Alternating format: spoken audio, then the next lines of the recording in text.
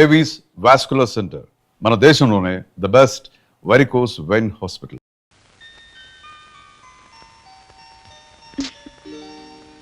ఏమండి స్నానం చెద్దరుగానిలేండి. నో లెమ్మంటుంటే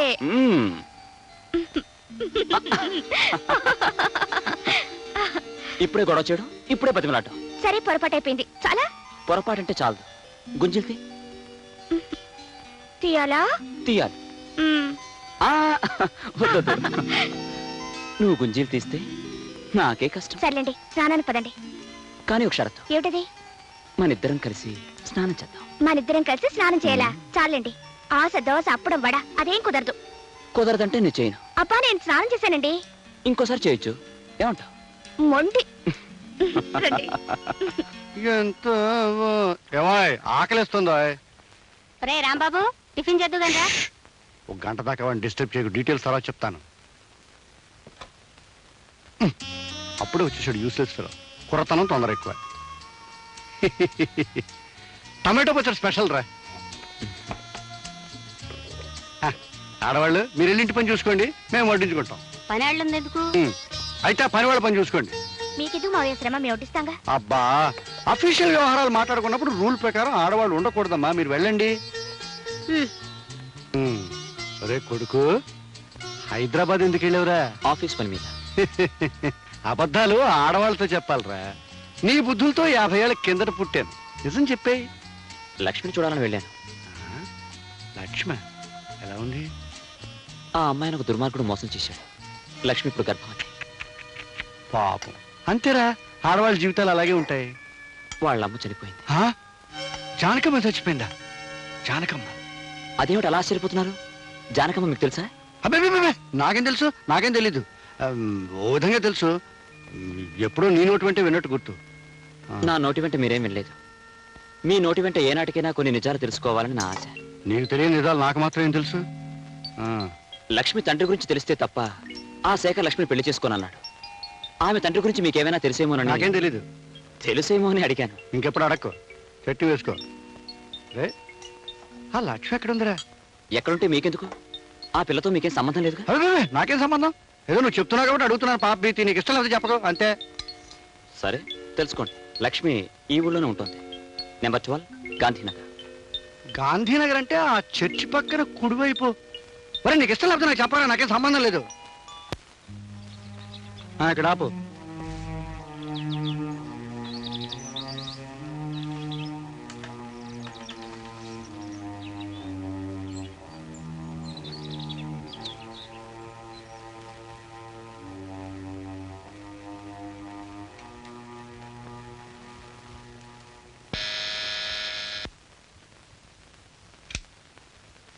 ఎవరు ఎవరు కావాలండి?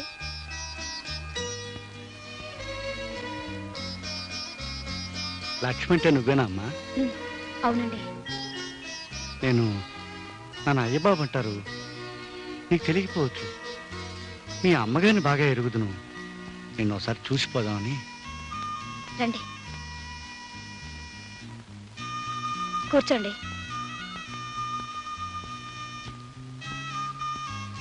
అమ్మా, మీ అమ్మగారు పోయారని విన్నాను.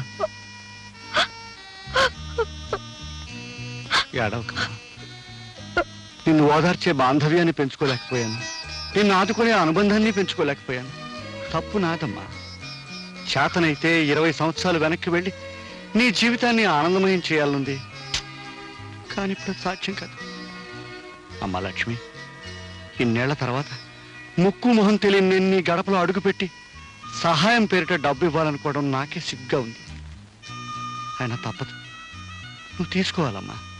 నా గుండెల్లో బరువు కొంచెమైనా తగ్గుతుంది.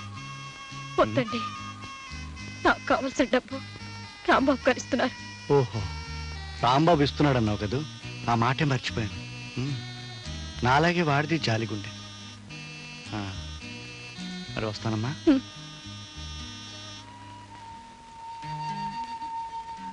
చూడమ్మా, నీకెప్పుడు ఏది కావాల్సి వచ్చినా తండ్రి లాంటి నేనున్నాను మాత్రం మర్చిపోకు.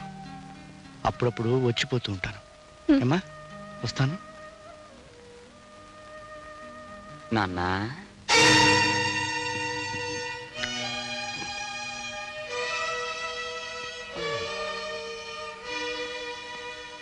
ఏమిటి నాన్న ఈ ఇంటికి వచ్చావు? రావాలనిపించింది, వచ్చాను. ఏం రాకూడదా? ఆ పిల్ల తల్లి లేని పిల్ల అన్నావుగా, ధైర్యం చెప్దామని. లక్ష్మికి తల్లి తండ్రి సర్వం నువ్వేనని భరోసా ఇచ్చినందుకు మెనీ మెనీ థ్యాంక్స్. నేను చెప్పే మాటల డీటెయిల్స్ నాకు చెప్పక్కర్లేదురా, నో మెన్షన్. కానీ ఆవిడికి అంత అండగా నిలబడతానడానికి ఆవిడికి మీకు ఉన్న అనుబంధం ఏమిటి నాన్న? అనుబంధం కాదు కదా, కనీసం మీ ఇద్దరికి పరిచయం కూడా లేదు. అలాంటప్పుడు లక్ష్మికి తల్లి తండ్రి మీరే అయి నిలబడతానండం ఆశ్చర్యంగానే ఉంది. ఇందులో ఆశ్చర్యం ఉంది? నువ్వు ఆ లక్ష్మిని చెల్లెలుగా భావించి సహాయం చేస్తున్నావు. నువ్వు చెల్లెలుగా భావించే అమ్మాయి నేను కూతురుగా భావిస్తున్నాను. పైగా 1942, 43, 44 నుంచి నా జాలిగుంటే. డీటెయిల్స్ కావాలంటే మీ అమ్మని అడుగు. అంత జాలిగుండి ఉన్నవాళ్ళు లక్ష్మి తల్లి విషయంలో ఆ జాలి చూపించుంటే నేను లక్ష్మిని చెల్లెల్లాగా మీరు కూతురులాగా చూసుకునే దుర్గతి పట్టేది కాదు కదా. అంటే ఏమిట్రా, ఏమిటి నీ ఉద్దేశం? లక్ష్మి తల్లి చనిపోయేటప్పుడు లక్ష్మికి తండ్రి ఎవరూ అని అడిగితే మిమ్మల్ని అడగమని చెప్పి కన్నుమూసింది. అంటే ఆ మాటకు అర్థం ఏమిటి? చచ్చిపోయిన వాళ్ళు చెప్పిన ప్రతి మాటకి అర్థాలు ఉండవురా. డీటెయిల్స్ అడక్కు. ఆగండి, ఇంటికేగా రండి, కార్లో డ్రాప్ చేస్తాను. అక్కర్లేదు, రిక్షావాడికి ముందే డబ్బిచ్చాను. అదా మర్యాదలో నువ్వును యూస్లెస్ ఫెలో. ఏమండి ఏమండి,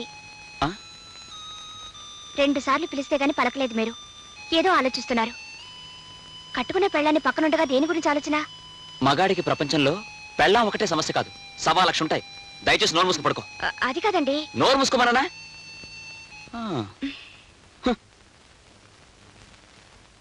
నీ భర్త నీ పక్కనే పడుకునే ఆలోచనలో ఉంటే అది వేరే ఆడదాని గురించి ఆలోచిస్తున్నాడన్నమాట.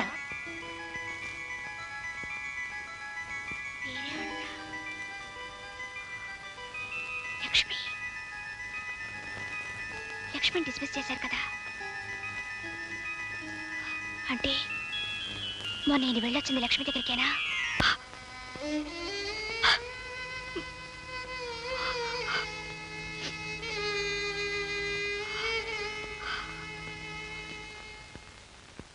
అప్పుడే వెళ్ళిపోతున్నారే?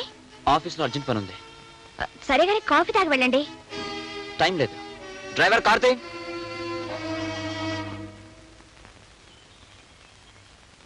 Good morning madam. అయ్యగారి చేతి లెటర్ మీద సంతకం చేయించాలండి. అర్జెంట్ ఫైల్ని ఇంటికి తీసుకురావాల్సి వచ్చింది. ఆయన ఆఫీస్లోనే ఉన్నారుగా? ఇవాళ అయ్యగారు ఆఫీస్ రాలేదండి, ఇంటి దగ్గర ఉన్నారేమని ఫైల్ తీసుకొచ్చాను. సరే, ఆ ఫైల్ అక్కడ పెట్టండి. ఆయన వచ్చాక సంతకం పెట్టిస్తాను. వస్తానమ్మా.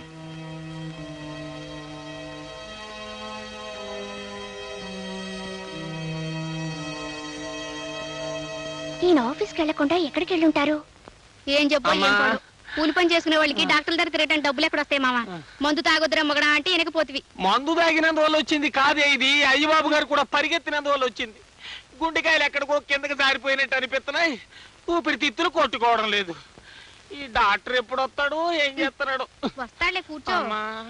చూడమ్మా, ఇవన్నీ కడుపుతో ఉన్న ఆడవాళ్ళు మామూలుగా పడే అవస్థలే. నువ్వేం కంగారు పడాల్సిన అవసరం లేదు.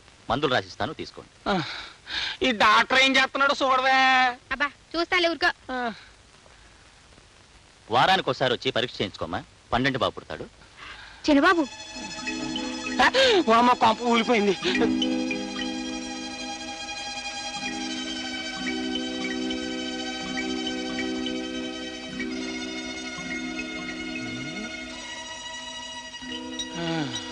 మన చిన్న బాబు ఇంకో అమ్మాయితో ఏమిటయ్యా ఇడ్డోరు? పైగా అమ్మాయి కడుపుతోటి ఉన్నట్టుంది. అంతేనే, పెద్దోళ్ళు తినేయి పలారం అంటారు, చిన్నోళ్ళు తినేయి సిరితీళ్ళు అంటారు. పైగా ఎవరు కొడుకు? కలియుగ శ్రీకుట్న పరమాత్ముడు అయ్యబాబు గారి కొడుకు. అందుకే తండ్రి పేరు నిలబెట్టడానికి చక్రం తిప్పేస్తున్నాడు. ఇదిగా భలే భలే విషయం అని చెప్పి మోసేసావు, అక్కడ కొంప తగలడిపోగలదు. అమ్మగారు, అమ్మగారు, ఏమిటే మళ్ళీ ఏదైనా బలబల విషయమా? అవునమ్మగారు. అదేదో తొందరగా చెప్పేసి వెళ్ళి బట్టలు ఉతుకో. అమ్మో, ఆ విషయం చెప్పానంటే మన చిన్నమ్మగారు కాపురం కాశీగంగలో కలిసిపోతుందని చెప్పరమ్మా. నువ్వేదో చిత్రహాసం తెలుసుకొస్తే మధ్య నా కాపురం ఎందుకు పాడవుతుంది? చెప్పు. చెప్పనమ్మా. చెప్పకపోతే ఉద్యోగం ఊడుతుంది. చెప్పు. నా ఉద్యోగం ఊడిపోయినా సరే చిన్నబాబు గారు ఒక కడుపుతోటి అమ్మాయిని హాస్పిటల్ తీసుకొచ్చారని చచ్చినా చెప్పను. చెప్పనంటే చెప్పను. చిన్నబాబు కడుపుతో ఉన్నమని హాస్పిటల్కి తీసుకొచ్చాడా? ఏమే సుబ్బులు? సుబ్బుల్ని పిలవాల్సిన అవసరం లేదత్తయ్య. ఆ మిగతా కథ నేను ఊహించగలను. ఆ అమ్మాయి పేరు లక్ష్మి. లక్ష్మి? ఎవరా లక్ష్మి? ఎవరో నేను చెప్పడం కన్నా మీ అబ్బాయిని అడగడం మంచిది.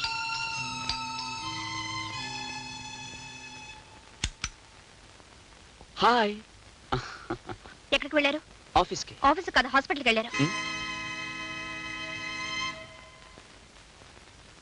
హాస్పిటల్కి వెళ్ళాను. కడుపు నొప్పి వస్తే హాస్పిటల్కి వెళ్ళాను. తప్ప? మీ కడుపు నొప్పి వచ్చి కాదు, కడుపుతో ఉన్న లక్ష్మిని తీసుకువెళ్ళారు.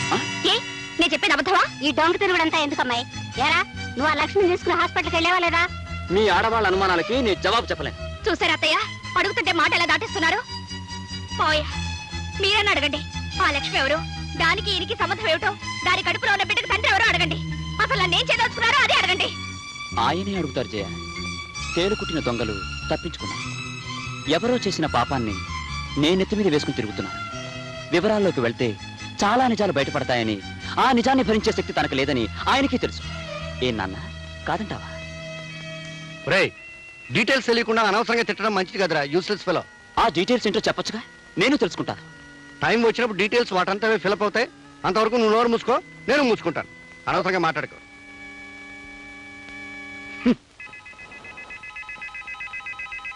అత్తయ్య, మనమేదో అడిగితే వాళ్ళిద్దరేదో అనుకొని అటొక్కలు ఇటొక్కలు వెళ్ళిపోయారు. ఏమిటి విషయం? అదే నాకు అర్థం కావట్లేదమ్మాయి. నువ్వు వెళ్ళి వాడికి అన్నం వడ్డించు, తర్వాత చూద్దాం. ఏమిటి ఇలా వచ్చావు? కొన్ని డీటెయిల్స్ మిస్ అవుతున్నాయి, తెలుసుకుందామని వచ్చాను. అందుకే వచ్చావని తెలుసు, కానీ నిజం చెప్పినా నీకు అర్థం కాదు. 1943, 44, 45లో కాదు, 53, 54, 55. డేట్ మారిందా? నాకు గుర్తులేదు. మీకు గుర్తు లేకపోయినా మీరు చెప్పింది నాకు గుర్తుందిలేండి. అయితే ఇంక నన్ను అడక్కు. ఆగండి, ఇన్నాళ్ళు అడగకుండానే ఊరుకున్నాను, మీరు చెప్పిందే విన్నాను. కానీ ఈ రోజు చెప్పడానికి కూడా మొహం చెల్ల నిజాలు నా కొడుకుని కోడల్ని వేరు చేస్తుంటే మాత్రం భరించలేకపోతున్నారు. నా కళ్ళల్లోకి సూటిగా చూసి నిజం చెప్పండి. చూడన్నపూర్ణ, సెంటిమెంట్ను భరించలేను, నీ కన్నీళ్ళను చూడలేను, అలా అని నిజము చెప్పలేను. ఒళ్ళంతా బెక్క తెచ్చినట్టుగా ఉంది. ఓ పని చేయి, స్ట్రాంగ్ కాఫీలో కొంచెం పంచదార వేసి కొంచెం పాలేసి కాఫీ కలిపి తీసుకురా. అర్జెంటుగా దగ్గర రెస్ట్ తీసుకుంటాను. వెళ్ళా పంచి.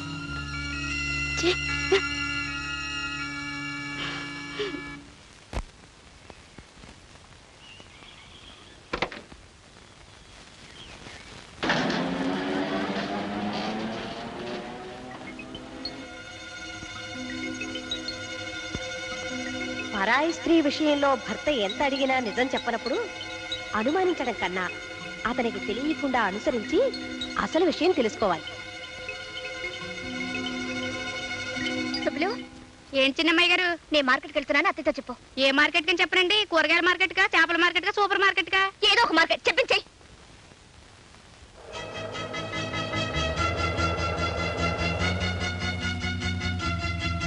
నమస్తే ఆంటీ. నమస్కారం అమ్మా. ఏమిటమ్మా ఇలా వచ్చావు? ఆ అబ్బాయి ఆఫీసులో లేడుగా? ఆయన ఉండరని తెలుసు.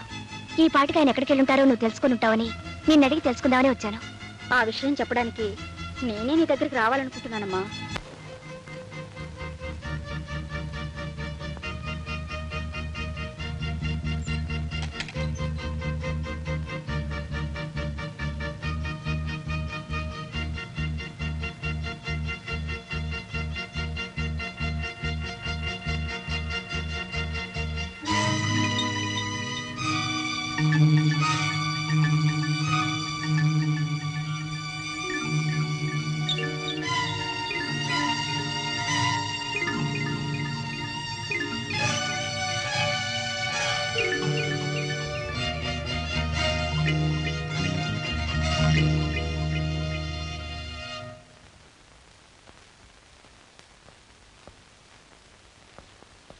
రే ఆగరా, నీకోసం మేమంతా ఇక్కడ ఎదురు చూస్తూ కూర్చుంటే ఏ పట్టు లోపలికి వెళ్తావే? నిలబడక్కడ. మీరు అడగదలసిందేమిటో నాకు అర్థమైంది, కానీ నేను చెప్పాల్సింది ఏమీ లేదు. ఎందుకు లేదు బాబు, చాలా ఉంది. కట్టుకున్న భార్యకి అన్యాయం చేసి ఉంచుకున్న దాంతో ఊరేగుతుంటే చూస్తూ ఊరుకోమంటావా? అత్తయ్య, ఏ మేము విన్నది అబద్ధమా? నీ భార్య కళ్ళారా చూసింది అబద్ధమా? లక్ష్మికి నీకు ఏ సంబంధం లేకపోతే దాన్ని తీసుకొచ్చి మరో ఇంట్లో కాపురం ఎందుకు పెట్టావు? ఏమిట్రా ఇది? నువ్వెవరో అమ్మాయితో ఉంటున్నావని కళ్ళారా చూసిన దగ్గర నుంచి జయ ఏడుస్తూనే ఉంది. ఇల్లాన్ని ఉసిరి పెట్టి వెలయాలకి న్యాయం చేయాలనుకోవడం భావ్యం కాదు నాయనా. మీరందరూ అనుకుంటున్నట్టుగా లక్ష్మి వెలయాలి కాదు, నా స్నేహితురాలు, నాకు చెల్లి లాంటిది. ఆహా, చెల్లెలాంటిదనేనా? వేరే ఇల్లు తీసి తంతు కులుకుతున్నారు. ఎందుకు బాబు నోర్మోయటం? అదేమన్నా తప్పు మాటందా? అన్నయ్య గారు, మీ అబ్బాయి గారు తప్పుదో నడుస్తుంటే మందలించడం మానేసి మౌనంగా ఉండడం ఏం బాగోలేదు. అవును, మీరు మాట్లాడరేమిటండి? ఏమిటే, వాడు చేసిన పనికి అందరూ నా మీద విరుచు పడిపోతున్నారు. మరి చూడరా, నువ్వు చేసిన వెదవ పనికి అందరూ నా మొహం మీద ప్యాండిల్ చల్లుతున్నారు. ఎంతకీ నేను చెప్పేదేం లేదు. ఎవరడిగినా నాదొక్కటే సమాధానం. లక్ష్మి నాకు చెల్లి లాంటిదన్న విషయం నాన్నకు బాగా తెలుసు. ఏ నాన్న నీకు తెలుసు కదా?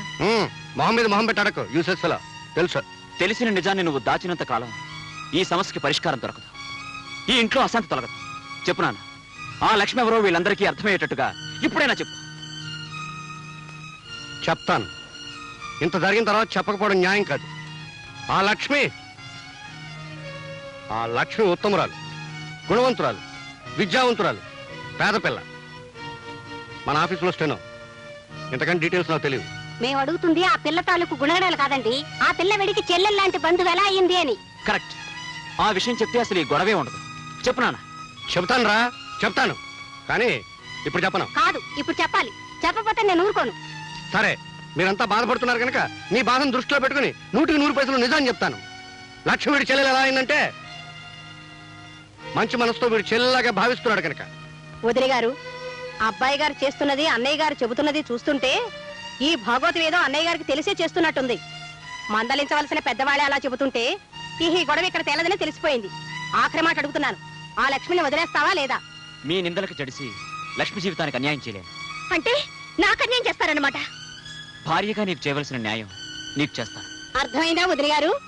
మీ అబ్బాయి గారు దాన్ని వదలని అంత ఖచ్చితంగా మాట్లాడుతుంటే ఇహ నా కూతురు ఇక్కడ ఉండడం అనవసరం. పదవే. వదిలి గారు, తొందరపడకండి.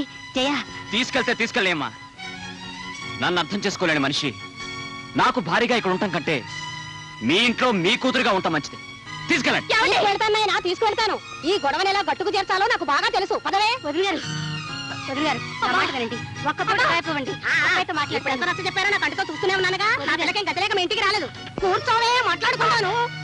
వదిలి గారు, పెళ్ళం కావాలంటే మీ అబ్బాయిని మా ఇంటికి పంపించండి. అత్తయ్య, అత్తయ్య,